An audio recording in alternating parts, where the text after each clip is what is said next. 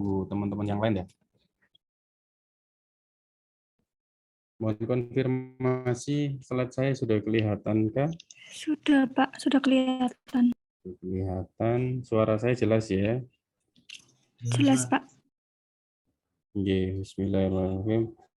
Assalamualaikum warahmatullahi wabarakatuh. Waalaikumsalam warahmatullahi Alhamdulillah, teman-teman sekalian, ini adalah pertemuan kita yang terakhir dengan materi gelombang ultrasonik. Jadi masih lanjutan dari yang kemarin,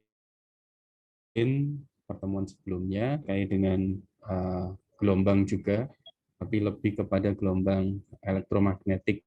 Jadi ini gelombang bunyi, kemudian ada beberapa implementasi di ranah K3. Jadi ada gelombang mekanik, ada gelombang elektromagnetik. Kalau kemarin kita sudah di area sini kurang lebihnya, kemudian sekarang kita bergeser ke gelombang suara, gelombang gempa bumi, gawai, dan sebagainya. Jadi dari gelombang mekanis itu ada sama, ada transversal, ada longitudinal. Ini sama masih dengan definisi yang kemarin, bahwa gelombang yang pada merambatnya memerlukan media. Kemudian ini contoh ya, di bulan astronot tidak dapat mendengarkan bunyi. Kenapa? Karena tidak ada udara sebagai media perambatan bunyi. Oke. Jadi intinya gelombang mekanik itu tidak dapat merambat tanpa adanya media. Ini contoh bunyi ya. Jadi contohnya adalah bunyi, bahwa bunyi itu timbul karena adanya sumber.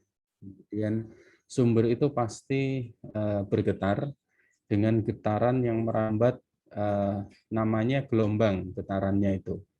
Kemudian gelombang bunyi merupakan gelombang mekanis yang dapat merambat melalui berbagai media. Contohnya padat. Dulu kita pernah belajar contoh bikin telepon melalui botol aqua dengan media rambatnya tali,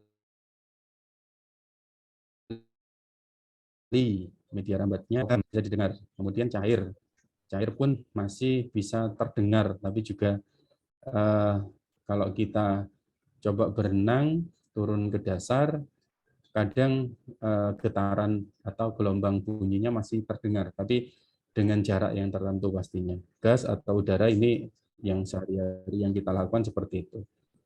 Kemudian gelombang bunyi merambat di udara dalam bentuk gelombang longitudinal. Jadi ada rapatan, ada regangan. Contohnya seperti ini ya. Kalau ini ekstrim, jadi ada garpu tala. Kira-kira rambatannya ini berapa lama sampai pada telinga kita terdengar dan lain sebagainya. Kalau sudah masuk, kalau ini masih butuh proses. Kalau ini mungkin dari sumber itu cepat sekali, tapi lebih cepat lagi kalau sudah masuk di sel saraf kita. Jadi penangkapan kemudian diterima oleh otak kita juga cepat sekali. Jadi definisi gelombang ultrasonik, kalau bahasan kita fokusnya pada mekanis, dan mekanis itu lebih khusus lagi adalah ultrasonik, adalah gelombang bunyi yang frekuensinya itu di atas 20 kHz. Slide saya bisa dilihat ya. Bisa, Bapak. Oke. Jadi gelombang ini masih memerlukan media. Medianya adalah udara dalam perambatannya. Oleh karena itu suhu udara, kelembapan udara, barrier fisik, misal kaca jendela, pintu ya, maupun barrier non fisik karena ada suara lain, ini juga dapat mempengaruhi pergerakan gelombang. Kemudian macam-macam bunyi berdasarkan frekuensinya. Jadi kalau dulu kita pernah belajar terkait dengan infrasonik, bunyi yang frekuensinya kurang dari 20 Hz ya. Ini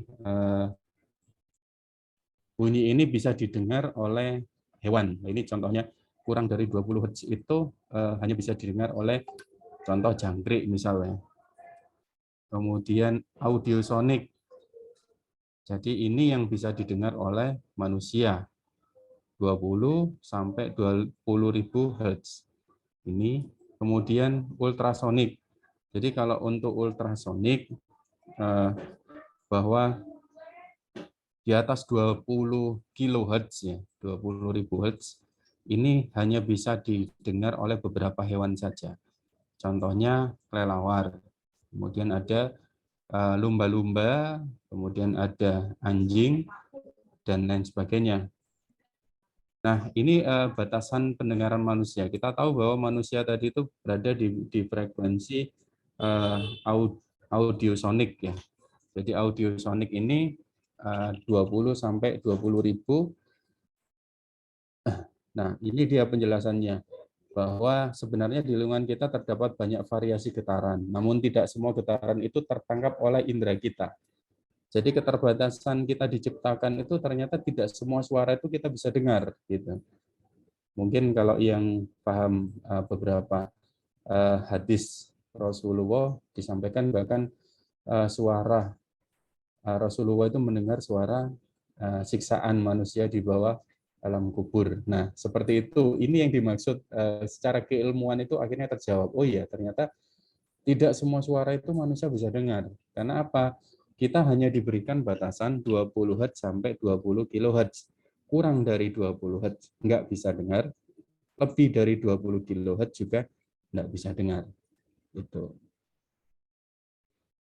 Manusia agar dapat hidup bahagia diberi batasan kemampuan, baik penglihatan maupun pendengaran. Nah ini dia, ini ayat banget ini.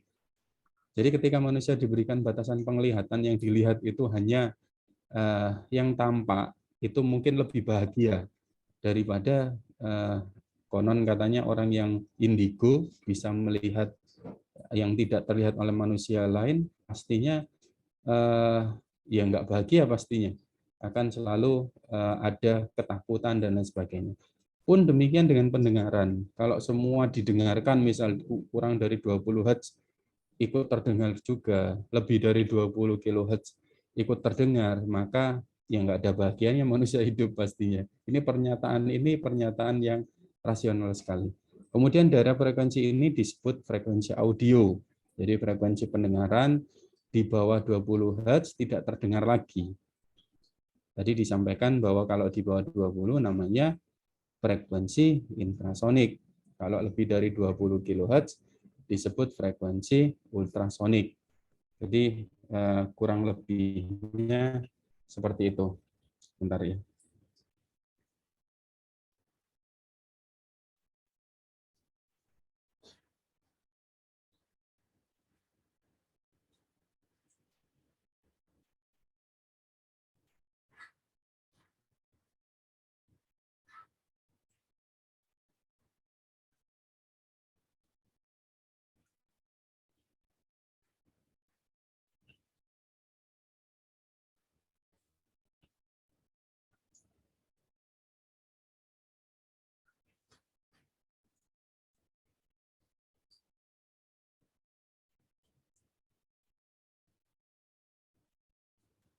Nah, ini dia jadi syarat-syarat terdengarnya bunyi itu dimulai dari kita punya indera nih.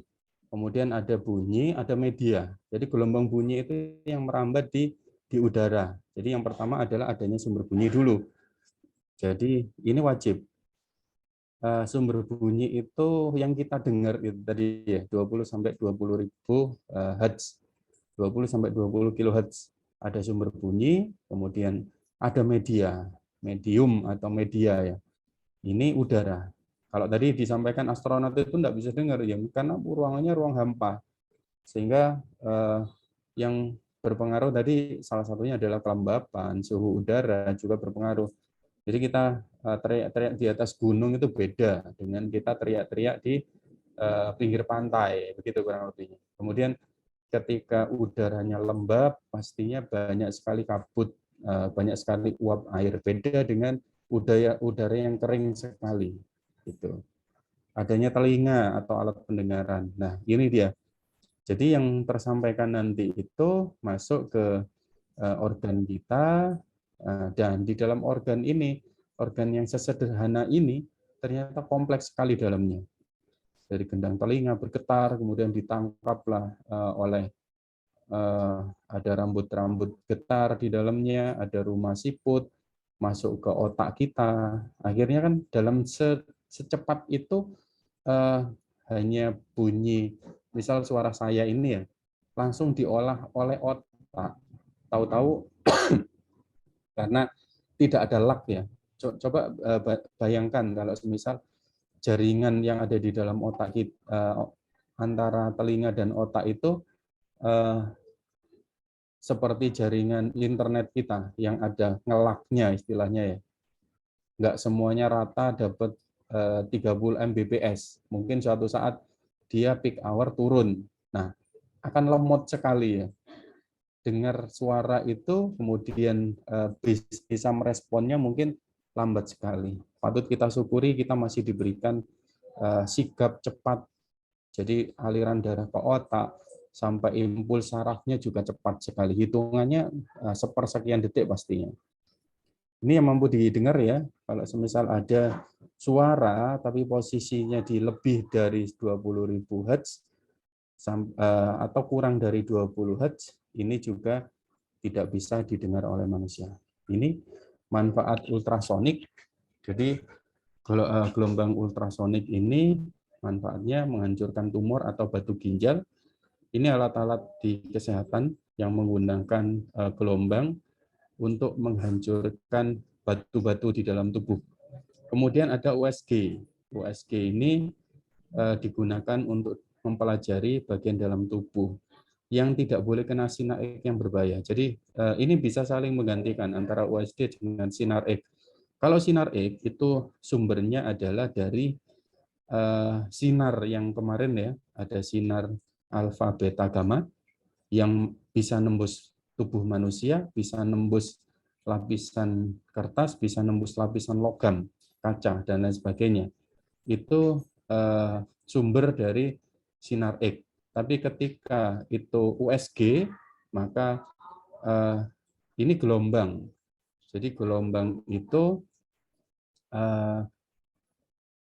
digunakan untuk melakukan memfoto apa yang ada di dalam tubuh manusia. Bahasa medisnya namanya diagnostik, mendiagnosa kira-kira rusak sakit itu karena apa. Ya, yang bisa menembus ini USG, tapi bantuan dokter melakukan analisa dari sisi ukuran, misal, loh, kok ada pembekakan di lambung, itu kelihatan dari USG. Kok sepertinya ada batu di ginjal, itu kelihatan. Sepertinya ada batu di empedu. Ya, ini kemarin yang saya operasi itu operasi batu empedu. Ya, di USG dulu akan ketahuan di dalamnya. Ternyata ada batu sejumlah hampir 10 batu. Kondisinya ya sebiji kelengkeng begitu, warnanya hitam, ada di dalam empedu ternyata. Nah, itu sakitnya luar biasa.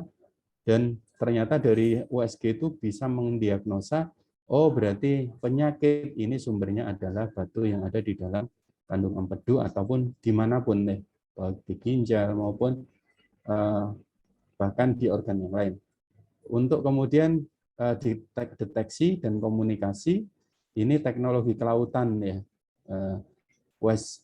Gelombang itu digunakan juga untuk sonar. Jadi kedalaman palung laut, tahu cerita kapal Titanic ya, pastinya sudah terdetek duluan. Kalau di depan itu ada batuan sampai terbelah dan lain sebagainya, ya sistemnya berarti yang salah. Padahal kedalaman, kemudian apa yang ada di depan itu terpetakan di dalam sistem dari kapal, apalagi kapal secanggih itu ya.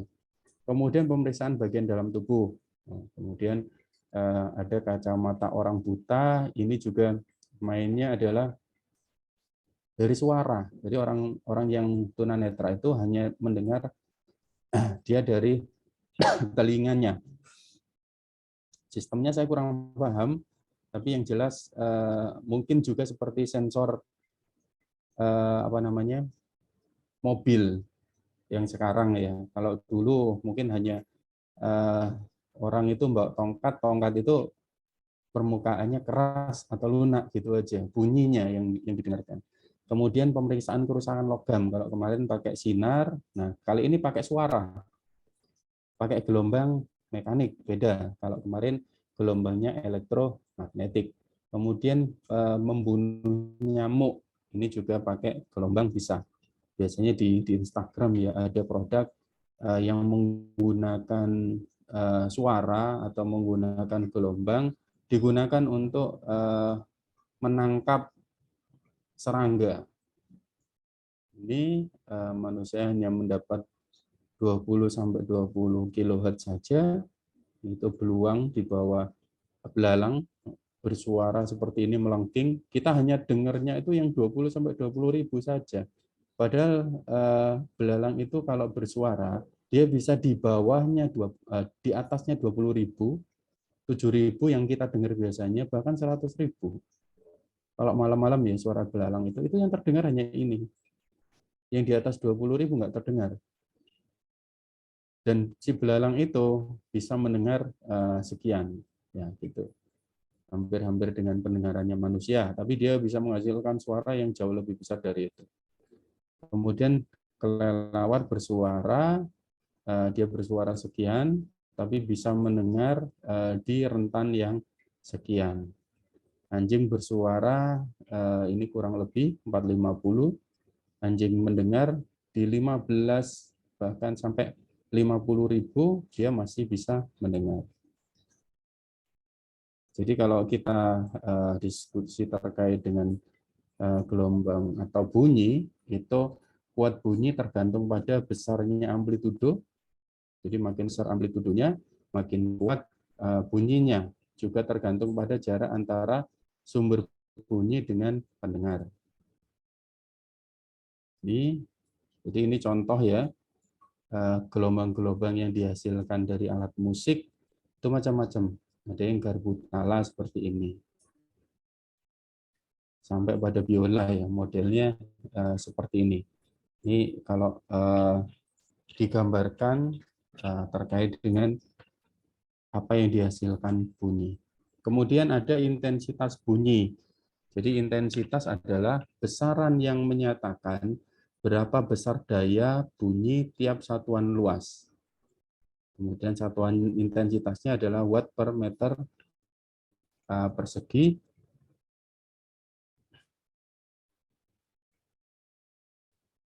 Kemudian ini cepat rambat. Jadi beberapa media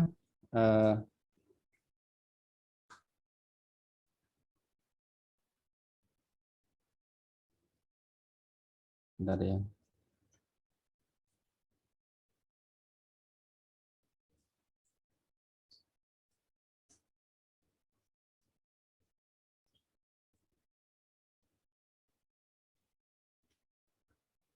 Jadi beberapa media yang digunakan cepat rambat bunyi, yang pertama adalah gas karbon. Jadi kecepatan merambatnya ini untuk yang gas karbon itu di posisi 269 meter per second.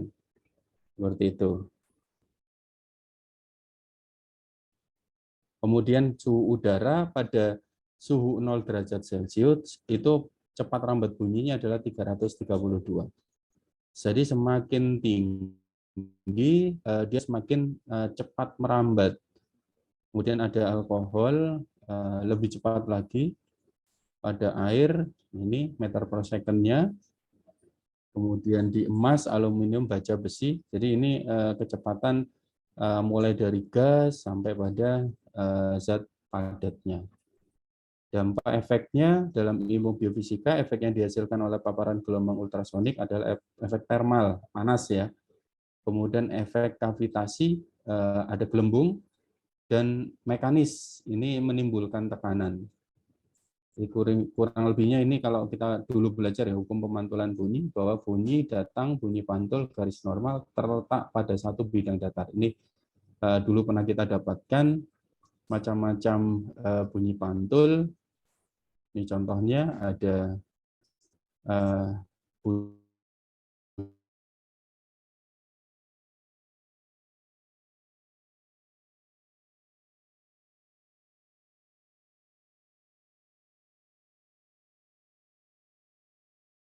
bunyi yang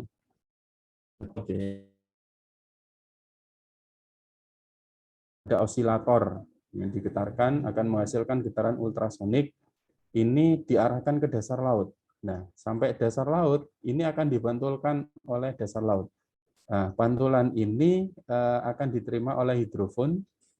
Jadi untuk karena kita tadi tahu nih, nah air laut itu kita tahu kecepatannya, meter per second-nya berapa. Jadi ketika diberikan sebuah pantulan bunyi, dia akan kembali lagi dalam waktu berapa detik. Nah, akan ketahuan kecepatan rambatnya. Sehingga ketahuan pula kedalamannya. Begitu. Karena sudah ketahuan dulu cepat koefisien rambatnya sampai berapa kecepatannya. Kemudian ada survei geofisika. Ini dengan alat yang canggih, ahli geologi dan ahli geokimia, dapat mengenali daerah yang berpotensi untuk pengeboran minyak. Jadi pemantulan dan pembiasan gelombang bunyi yang merambat melalui bumi secara terperinci mengungkapkan struktur dan hubungan antara berbagai lapisan di bawah permukaan bumi. Jadi survei lapisan dasar bumi itu ada isinya apa saja, baik itu tambang batu bara maupun ketahuan di bawahnya itu ada minyak ya, zat cair, itu menggunakan gelombang bunyi juga. Ya, ini sebuah pertanyaan, mengapa suara yang didengar pada malam hari lebih jelas dibanding siang hari? Jadi kurang lebihnya seperti ini ya, ketika kita berada di udara hangat itu, contohnya seperti ini. Jadi udara hangat itu, kalau ini langsung sampai begitu ya, tapi ini ke atas, dan ini kalau tadi dilihat dari data tadi lebih cepat ya. Jadi ketika cooler air di atas itu lebih rendah, di bawah itu hangat, kondisinya seperti ini. Tapi kalau di atas itu hangat, kemudian di bawahnya dingin, seperti ini kondisinya. Ini arah rambat. Jadi suara itu mengalir seperti ini. Ini adalah medianya. Medianya adalah udara. Sampai pada telinganya orang yang diajak komunikasi atau menerima bunyi. Kemudian indera pendengaran manusia, ini kurang lebihnya ya. Jadi mulai dari telinga dalam, kemudian ada lagi telinga tengah, telinga luar. Ini terkait dengan inderanya manusia.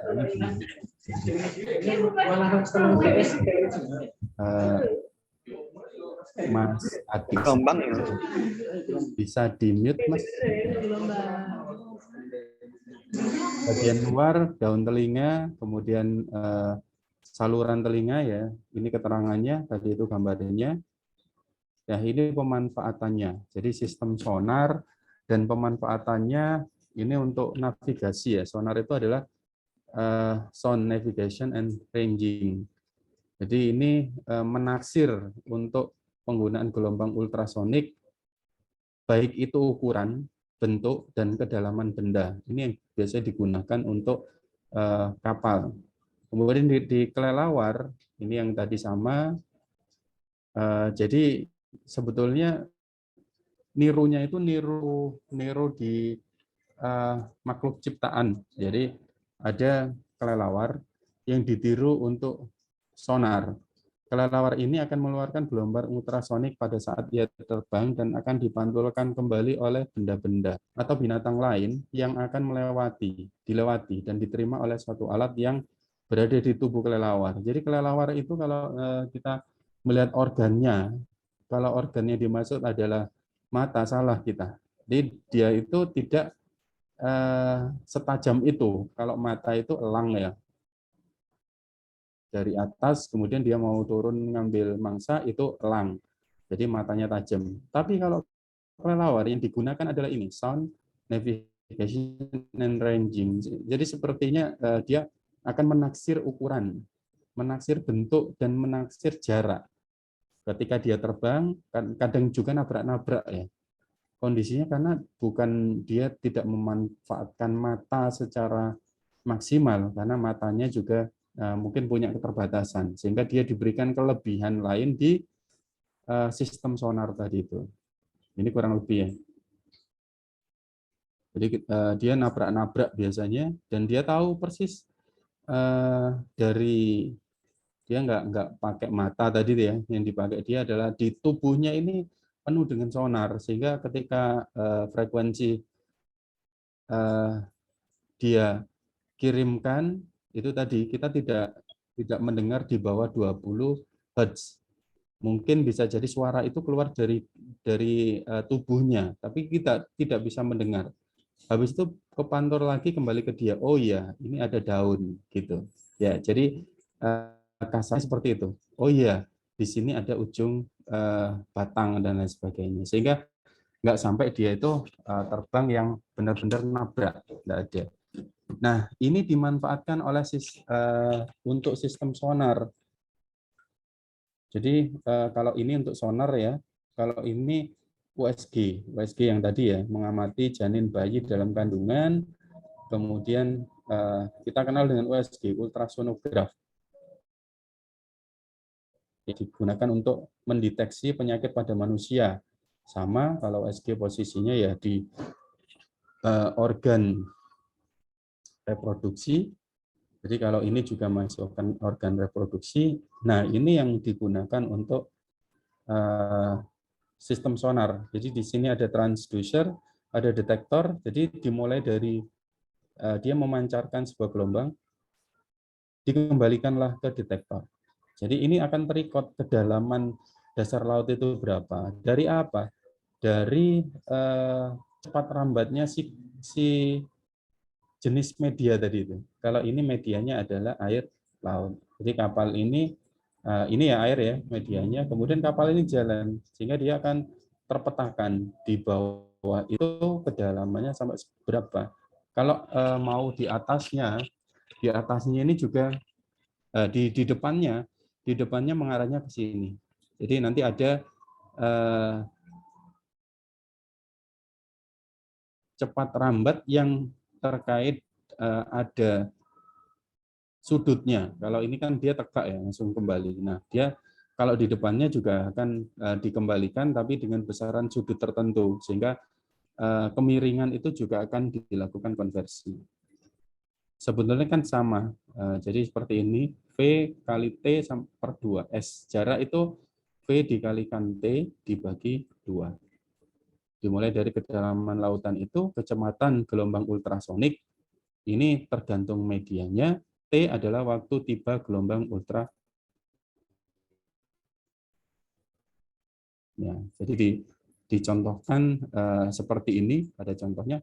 Kalau V 1500, T 4 second, maka jaraknya adalah 3000 meter. Jadi kedalaman lautnya adalah 3 kilometer. Kalau rumusannya yang seperti itu.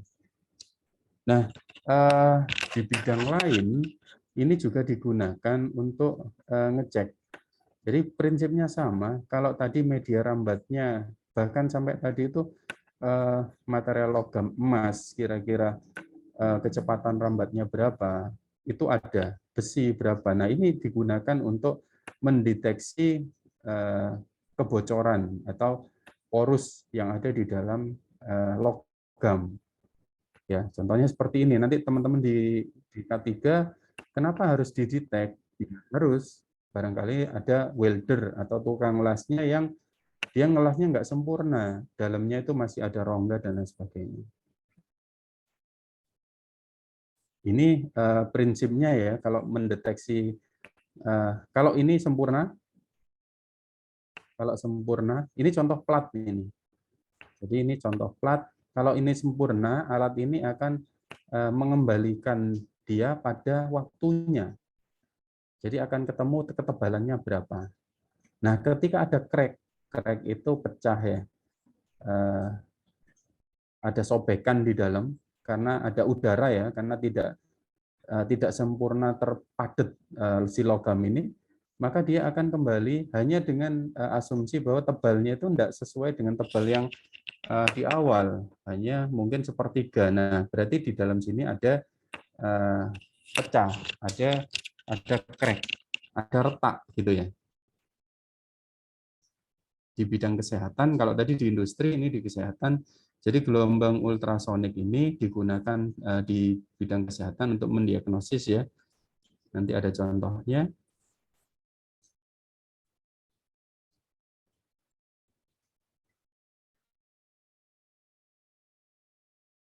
Nah, ini yang di bidang kesehatan ada USG, ada USG eksternal, ada USG internal, ada juga USG endoskopi.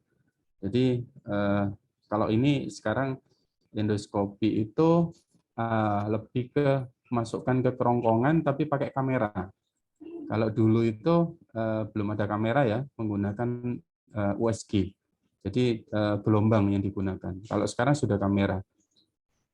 Ini contohnya USG yang eksternal. Ini untuk pemeriksaan ginjal, pemeriksaan hati, kanker-kanker ya, persendian, kondisi janin saat kehamilan, kemudian internal ini lebih masuk lagi seperti di rahim, hidung telur. Ini lebih dalam itu kalau ini dari luar, kalau ini sudah memasukkan. Kenapa? Karena organ dalam yang akan dilakukan pemeriksaan. Jadi transdusernya itu dimasukin ke dalam untuk membantu yang S sama dengan V kali T dibagi S dibagi 2 tadi itu. Jadi pemeriksaannya organ lebih dalam lagi sehingga harus dimasukkan transdusernya. Kalau ini endoskopi, ini yang biasanya dimasukin ya, ini kamera ya. Kamera, kemudian ada sensor pada ujungnya. Dimasukkan ke kerongkongan sampai lambung atau bahkan sampai yang lain ya. Endoskopi itu kalau endoskopi lebih banyak ke lambung salurannya. Kalau satu lagi kalau endoskopi itu di lambung, ada lagi yang kolonoskopi. Kolonoskopi itu sampai masuk ke usus. Ya, ini kurang lebihnya ya. Jadi USG ada yang 2 dimensi, ada yang 3 dimensi.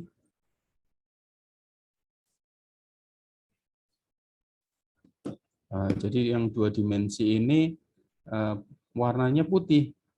Seperti ini ya. Ini 2 dimensi, kemudian 3 dimensinya seperti ini.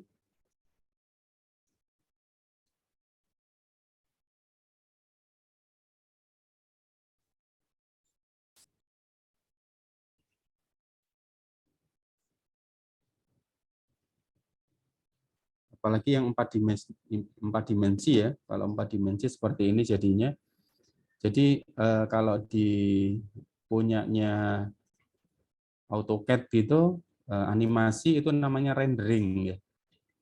Kalau animasi di render itu kan pendekatan pencitraannya. Sama seperti ini juga, tapi bukan pendekatan karena memang kita pakai jarak tadi itu loh, jarak yang masuk sehingga organ dalamnya akan kelihatan, pencitraannya dimunculkan di dalam layar. Ini 3 dimensi tidak terlalu berbentuk ya, tapi kelihatan bahwa ini janin. Tapi kalau 4 dimensi sudah halus renderingnya. Ya, jadi ultrasound scan itu seperti ini hasilnya.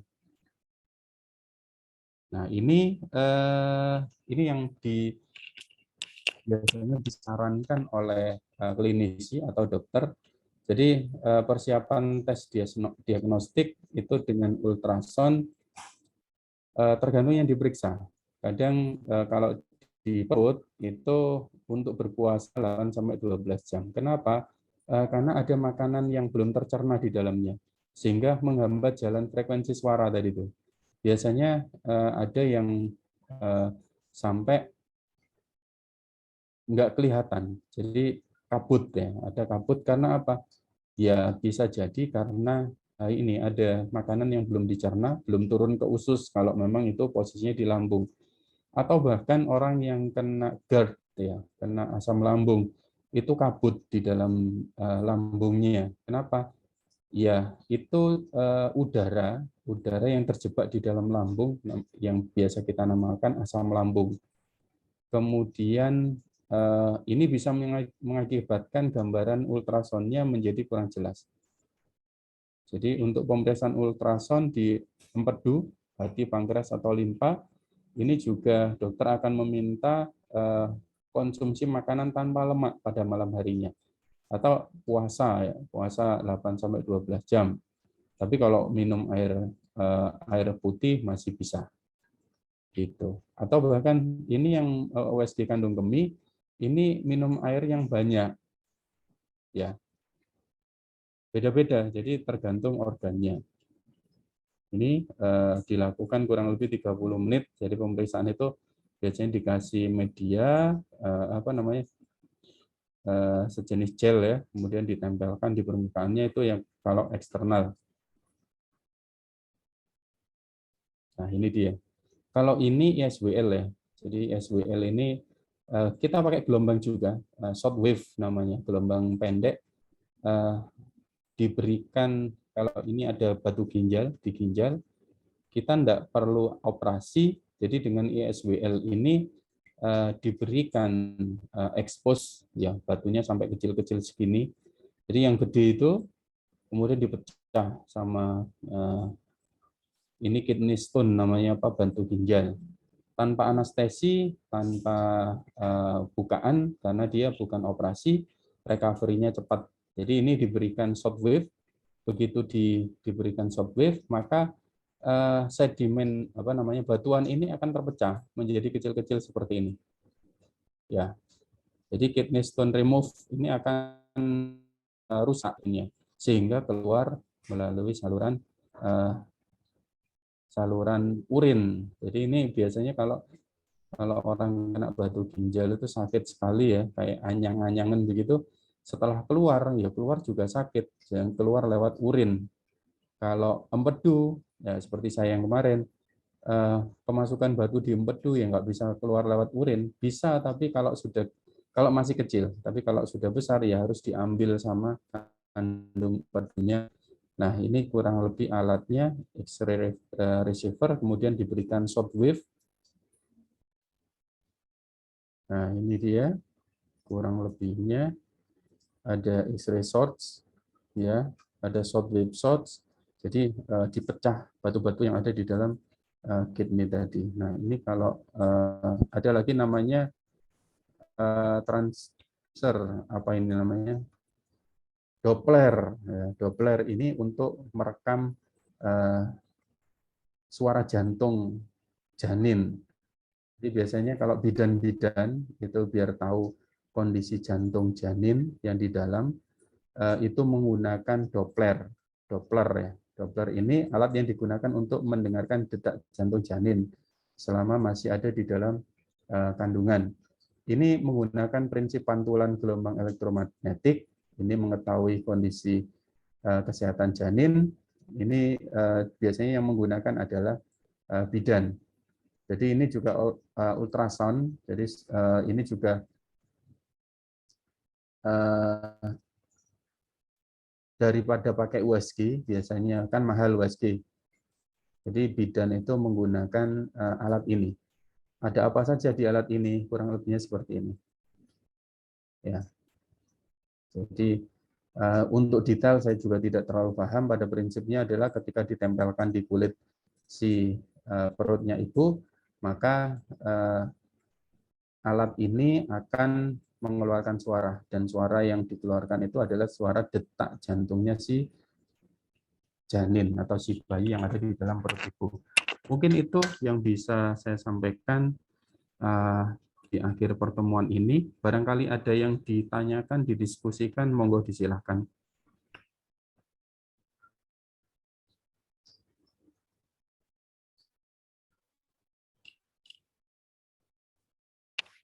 Ada yang didiskusikan?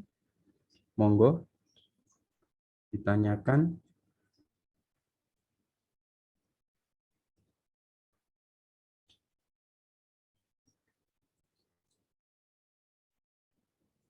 Izin bertanya, Pak. Monggo, monggo. Kalau untuk di dunia selain kesehatan kan tadi ada ultrasound ini untuk pengecekan pipa-pipa yang siapa tahu bocor gitu, Pak ya. Kalau selain itu Ya. bisa digunakan untuk apa lagi ya, Pak? Terima kasih. Di industri sementara sih fungsi alatnya itu. Jadi yang saya tahu untuk industri itu digunakan pengecekan ini, kemudian tadi ya untuk mengeksplorasi minyak itu juga pakai sistem gelombang.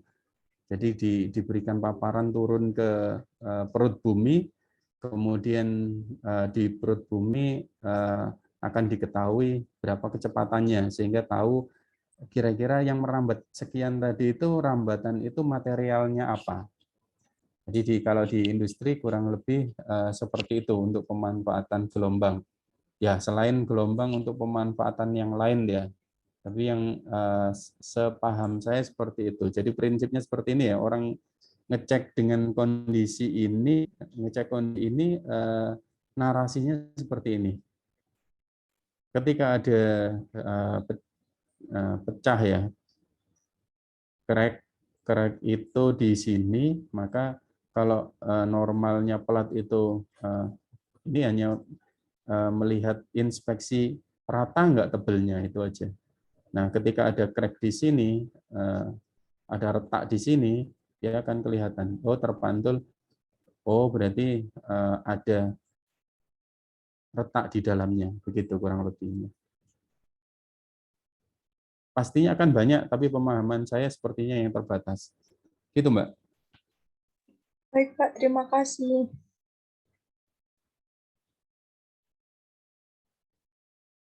Ada lagi yang ditanyakan?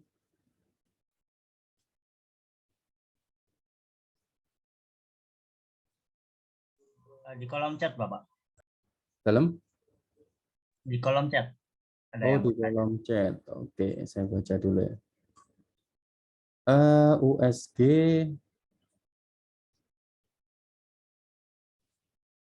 USG apakah ada efek sampingnya? Sementara ini USG yang paling aman.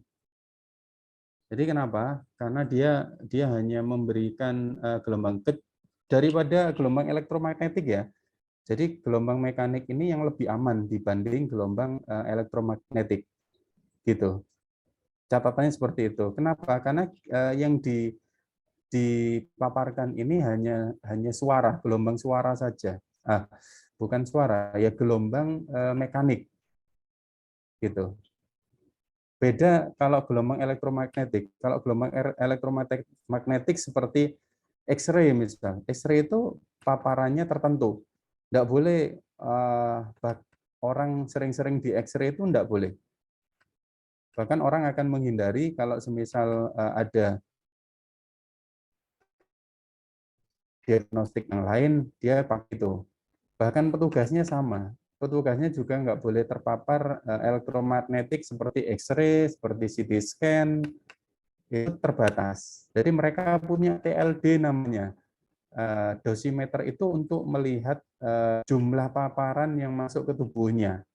Ada batasan, enggak kemudian tanpa batas. Karena apa? Itu hubungannya nanti teman-teman di K3. Hubungannya dengan apa? Ya dengan keselamatan petugas, safety-nya si petugas. Gitu. Kalau untuk USG selama ini hampir-hampir minim sih. Mungkin pusing ya bagi orang tertentu karena memang kita mainnya di ultrasonograf itu ada gelombang yang mungkin bisa jadi orang dengan gelombang tersebut pusing dan lain sebagainya. Kemungkinan seperti itu.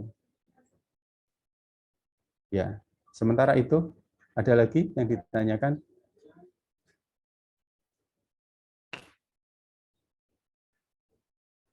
Cukup? Bapak, permisi izin bertanya Ya. mengenai praktikum itu jadinya bagaimana nggih, Pak? Ini teman-teman minggu depan itu sudah UAS ya? Belum, Pak. Masih minggu make up. Jadi mungkin kalau mau diisi praktikum bisa. Isi praktikum ya. Bentar ya, soalnya saya juga ada jadwal akreditasi rumah sakit di minggu depan itu. Oh iya, Pak, nggak apa-apa. Ya, kalau semisal setelah UAS nggak bisa ya? Kurang tahu, Pak. Soalnya setelah UAS itu udah ada libur. Oh, oke. Iya. Ya, nanti coba saya komunikasikan dengan PJMK-nya sekalian. Oke. Iya, Pak. Ya, Makasih. terima kasih. Sudah? Sudah ya? Oke, mungkin itu yang bisa saya sampaikan. Kurang lebihnya, mohon maaf. Mudah-mudahan bisa bermanfaat. Nanti kalau terkait praktikum kita diskusi lebih lanjut. Saya akhiri. Assalamualaikum warahmatullahi wabarakatuh. Waalaikumsalam warahmatullahi wabarakatuh. Terima kasih, Pak. Ujung live ya, sama-sama.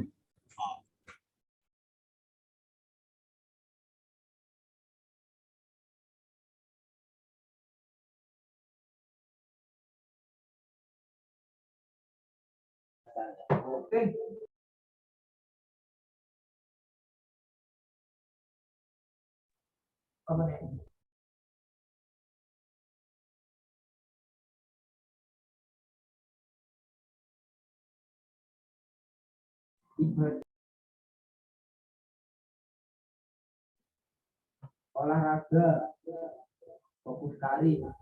Aja kok.